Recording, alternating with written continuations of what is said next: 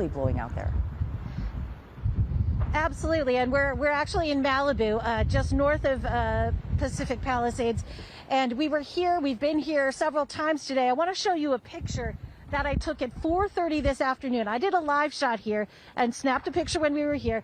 And see this building? I was remarking on how I was surprised because there were some people standing on a patio in that building, and you can see how close the flames were to that building. Well, take a look at that building now.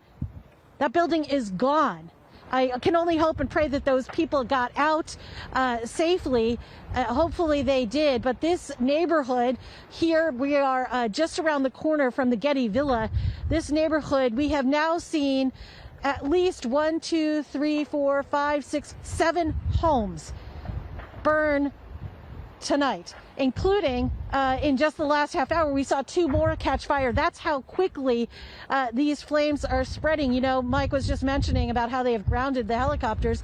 And when we were driving here, we saw some up, and we were remarking how we were surprised they were still up because the winds are just so fierce.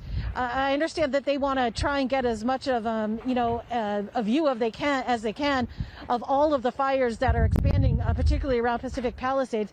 But with this kind of wind, you can understand why they are not up there. Again, in this neighborhood, we spoke with a gentleman this afternoon at about 4:30. He told us he was watching some other houses in the neighborhood burn, but he was confident because of the number of firefighters and engines in the neighborhood that his house would be okay. I'm not sure that I can tell him that it is okay. I'm pretty sure that we are watching as his house has now caught fire, unfortunately. But he was a good guy, and he was remarking that the most important things to save, of course, were with him. Let's listen to what he said. I'm happy to see that it's still there. These guys are incredible that are going by. It's been amazing to see how many firemen have gone by from all over the state. I just feel horrible for these houses that they weren't able to save. A couple hours ago, we evacuated from there to here, PCH, as you can see, and there's fingers crossed. Yeah, a lot of people have their fingers crossed tonight. One of the, eeriest things that we're witnessing here is the sound of these fires. You can hear the explosions, you can hear the crackling. And it's just, that's not good. There's so much happening in Pacific Palisades and in Malibu tonight, a lot to be taken care of and a lot to handle for fire crews, as he said, who we have seen from all over, from CAL FIRE and engines from all over the state who have rushed here to help in this incredible fight tonight. Guys, back to you. It's amazing, Laurie, when you think about it, and this is the first time that we've actually, you talked about the number of firefighters that are going to be busy. We haven't seen a recall since 19 years, according to a spokesperson from LAFD. They're asking any firefighter who is watching our broadcast, listening, gets word, if they can fight a fire, to actually join in the effort. And that was before we found out about the Eaton fire that is burning in the San Gabriel Valley. Yes. So there's so much. Yes, go ahead. And I was just going to say, we've been remarking a lot about how we've been here in recent weeks and months with the fires that were just recently here.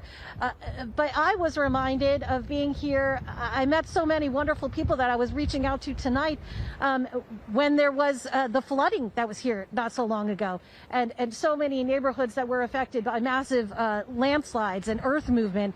And that was not so long ago. And that was devastating to businesses and to people. And so Malibu's been through it. Malibu and Pacific Palisades, these last few years, they have had some issues, and you have to think of them and the trauma that goes through a community, not only for the people who, of course, who lose their homes, or, even worse, who are hurt or who lose loved ones, but it is traumatic to a community to be put through these intense kind of situations, even when they don't lose anything. It's a lot to deal with for children and families and anyone living in these communities to endure these kinds of things that are happening, it seems, so often.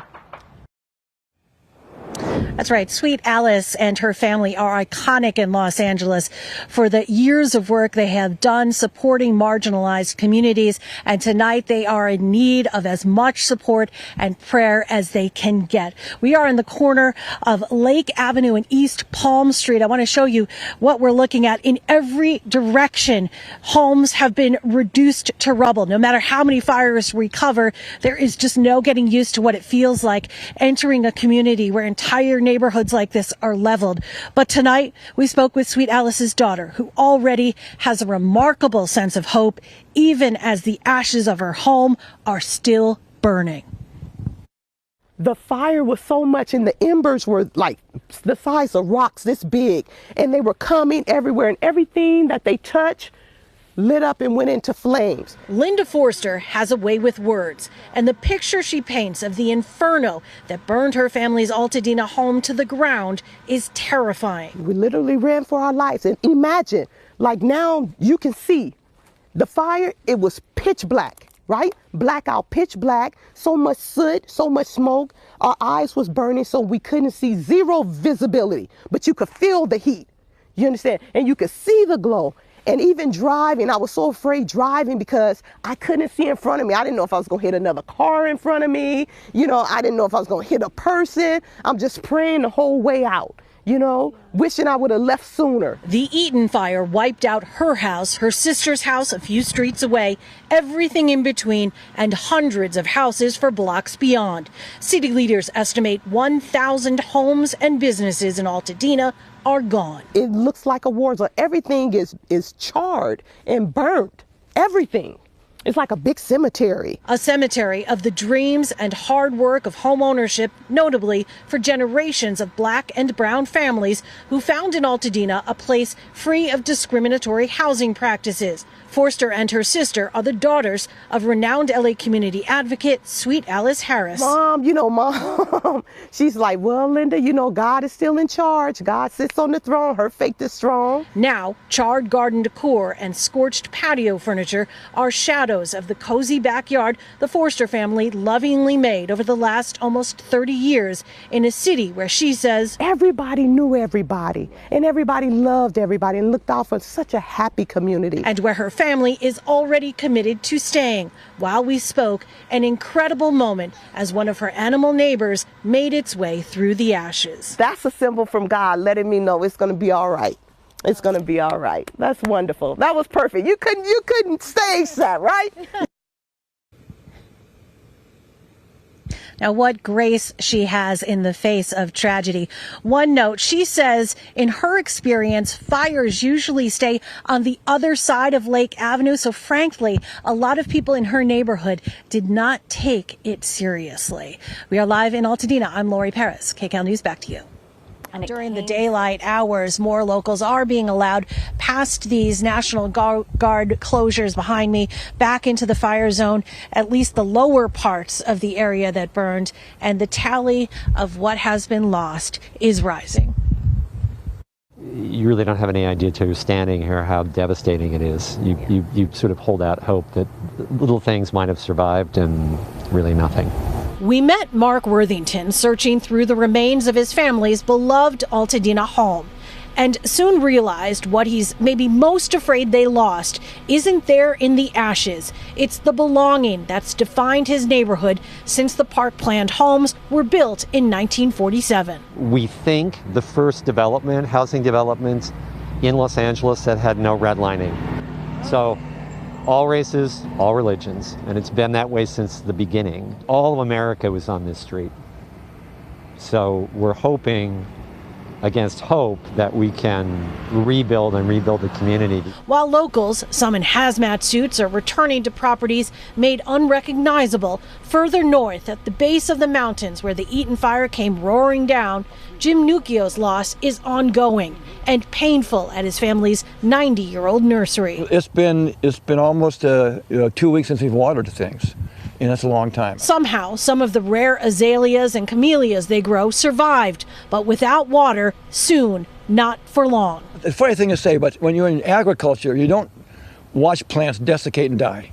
That's just something you don't do. So I'd rather have them burned up by fire than watch them just die. What an excruciating wish, but understandable as victims try to limit the pain in this place where the houses are gone, but for those who lived here, it is still home. You know, I'm standing here and I'm looking at the sun go down, and it's incredibly devastated, but it's still beautiful. Now, the good news is Nukia was able to save a few plants that he is donating to the Huntington Gardens and also to Descanso Gardens. So even if his collection supply of plants up there at the nursery does not survive, the species at least will survive. We are live in Altadena. I'm Laurie Perez. Back to you. It's hard coming up here. It's hard seeing what used to be here. It was easier when I could actually see like burned things, but now that everything is gone, it really hurts. For Donnie Kinsey, it's the absence that echoes, the leveled landscape making the neighborhood he's known all his life in some ways unfamiliar. There was a tree line there. There were houses up there. 6 months after the Eaton fire burned the family home he shared with his sister. Yeah, I had a garage here. There's another 2-car garage. And took their childhood home where their parents still lived just a mile away. This was all my parents' hard work. His grief seems to grow with every memory. Most of my issues have been mental health issues. Financially, you know, it's crazy losing everything and having all of your finances stay the same. You know, like your job's there, your bank account's still there, it didn't burn up, you know, so it's not like you lost everything, but it's little things like my little red wagon from when I was, you know, a kid coming down this driveway, or all of my artwork. Like that part really hurt. An artist and grade school teacher, Kinsey put his life on the line to save his family's legacy. 2 homes, 4 generations raised here, one of the few places where black families could buy houses in the redlined Los Angeles of the 1950s. For hours, he was a one-man fire company fighting to save history from an inferno. I mean, how often do you replay that night when you were trying to save it? Every night. Every night I think about it, and it just doesn't go away. I feel really guilty, you know, because I feel like I didn't save anything. I just know that if anything like that ever happened to me, or if I had to give some advice to anyone, I'd tell them just do it. Just get in the house and get everything out at any threat of fire, just because, you know, an hour or 2 of hard work, you know, in either direction is something that will save you that feeling of guilt and defeat.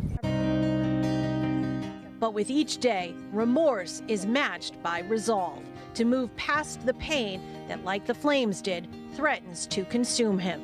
His family is among the fortunate ones who can and will rebuild, while others lack the insurance, the capital, or even the will to stay through a long, expensive recovery. It's sad to think that this place will change, but it will. It's never going to look the same. Our neighbors are all going to be different, and there's no blame there. There's no, you know, hard feelings for people leaving. Since this was a family home, a generational home, I feel a duty to take care of this property, my sister as well, and make sure that, you know, future generations of my family are able to benefit from this property. What do you feel when you're standing here? I feel comfortable. I feel like I'm at home. It still feels like home. In Altadena, Laurie Perez, KCAL News.